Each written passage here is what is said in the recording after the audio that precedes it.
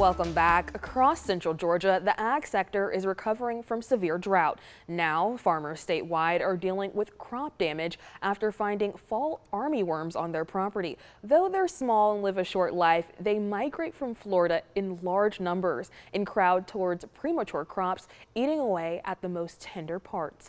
Carmen Brown takes us to the field of one farmer who says fighting the pests calls for adjustments. Leighton Cooley, a farmer in Crawford County, says he usually yields 4 to 5 rolls of hay per acre, but an armyworm infestation can reduce it by 50% or more.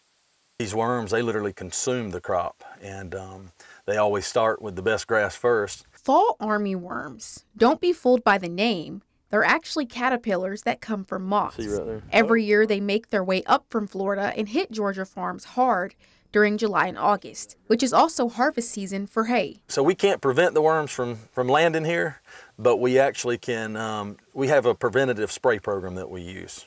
After a month of no rain, his plants were ready to make a comeback. Now full of moisture, they're food for the worms. We had a lot of grass start greening up, really tender grass, good vegetation, and that's really when it was the right timing, great grass for the worms to come in. UGA Extensions says you have to monitor your grass field. The worms can lay hundreds of eggs. There's just tons of them. Signs you may have an infestation and damage. Your grass has ragged leaves with striped stems. Like that right there? If it's bad, you may see large brown patches with little to no grass. Peach and Taylor County Extension Coordinator Jeff Cook says there's one prevention measure. There's a product called Dimlin that we spray.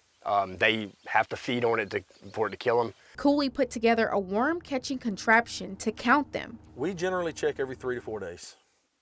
He suggests all farmers do the same. We just have to literally be checking for them. Now, once they've gotten a couple weeks old, you'll start seeing the damage visibly. Damage that takes a financial toll. It's another added expense, if you will.